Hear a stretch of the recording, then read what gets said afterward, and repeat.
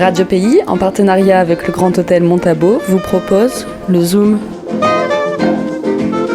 Aujourd'hui, le projet AF, l'herbier de Guyane en itinérance.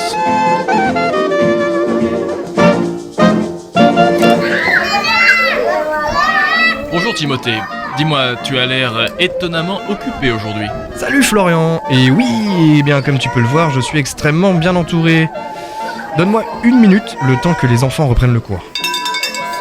Donc tu es professeur des écoles à présent. Non merci, je suis pas sûr d'être assez résistant pour ça. Mais comme tu peux le voir, je me suis prêté au jeu quelques jours en effet, et pas n'importe où. Est-ce que tu as reconnu certains mots de ce que disaient les enfants ? Pas trop, c'était un peu diffus. J'aurais dû ? Wow, pas nécessairement, à moins que tu m'aies caché des choses, Florian. En effet, les enfants avec qui j'ai pu faire cours ne parlaient pas que français. Et pour cause, j'étais accueilli en fait au sein de villages Wayana et Aloukou, sur le Haut-Maroni. Notre expédition, réalisée dans le cadre du projet AF, l'herbier au fil du fleuve, pour la fête de la science, nous a emmenés de Papaïcheton à Pidima, en passant par Antekumpata, Talouen, Elae, Maripasula, Nuwakapu, nous amenant, avec la canopée des sciences et l'herbier de Guyane de l'IRD, à visiter une école par jour. Mais pour faire quoi ? Pour leur apprendre des choses ? Déjà pas uniquement Florian, pas uniquement. On peut même davantage parler d'échange de connaissances, avec les enseignants comme avec les élèves. L'herbier de Guyane de l'IRD, comme on pouvait s'en douter, au regard de son nom, est à la source de ce projet pédagogique orienté autour de la diffusion de savoirs botaniques, mis en place avec la canopée des sciences et ses animateurs donc. L'expédition, elle n'est pas venue les mains vides, elle a emmené avec elle de nombreux matériels pédagogiques, des fours à herbier et des posters à laisser sur place, et les deux organismes travaillent encore sur des livrets personnalisés à transmettre aux enseignants pour qu'ils puissent prolonger la démarche de l'itinérance avec leurs élèves au cours des prochaines années. Petite remise en contexte, la plupart des villages sur le Haut-Maroni, en raison du faible nombre d'élèves, comportent grand maximum 2 classes, regroupant les élèves allant du CE1 au CM2. Ainsi, l'équipe d'animation intervenait chaque matin dans un nouveau village et réalisait environ 2 sessions d'animation par matin avec l'ensemble des élèves assez âgés. Et je peux vous dire que l'air de rien, c'était assez physique, mais c'était aussi extrêmement enrichissant, et pas que pour les élèves. Et vous prenez pas juste une feuille comme ça, hein. Vous prenez la tige, c'est quoi la tige ? Quelqu'un me montre une tige ? Tige, c'est ça. Voilà. En effet, pendant la préparation de l'itinérance, nous nous sommes souvent demandé quel était le niveau de connaissance des jeunes élèves du Haut-Maroni sur leur environnement local. D'expérience, nous savions, via notamment Sophie Gonzalez, conservatrice de l'herbier de Guyane, qui a déjà mis en place ce type de démarche par le passé, nous savions donc que ces élèves connaissaient davantage de choses sur les plantes et leur fonctionnement que des enfants de Cayenne par exemple.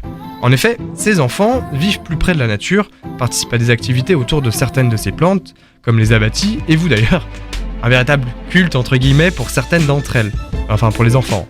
La foliaire en boutant, je peux vous dire que c'est quelque chose. Je pense notamment à ces villageois à Nuwakapu qui avaient été obligés de grillager ou barbelé leur potager uniquement pour protéger leur arbre à remboutant. Ah, ils ne voulaient pas partager. Ah mais le pire c'est que si, c'est juste que les enfants ne laissaient même pas aux fruits le temps de devenir rouges et pressés qu'ils étaient de les manger.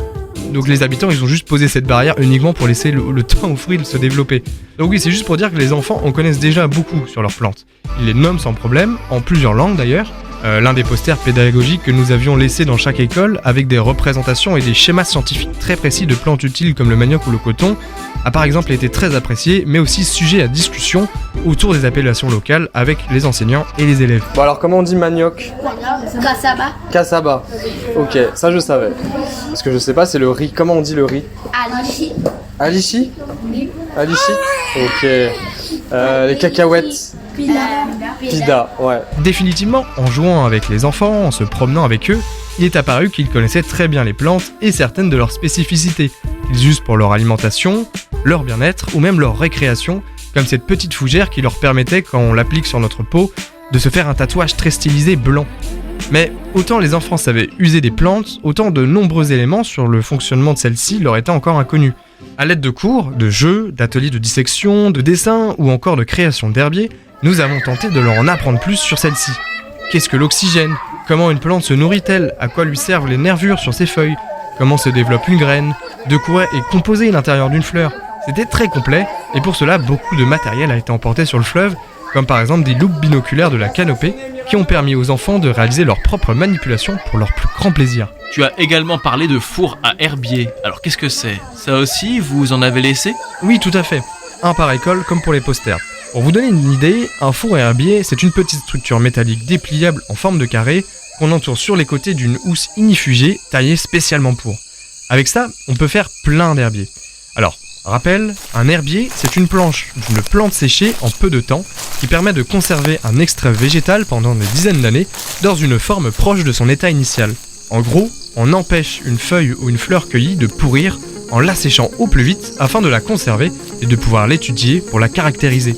Ça, c'est la spécialité de l'herbier de Guyane, à Cayenne, qui comprend dans sa collection plus de 200 000 planches d'herbier pour environ 5000 espèces indigènes, et il y en a un petit peu plus si on compte les espèces des pays transfrontaliers.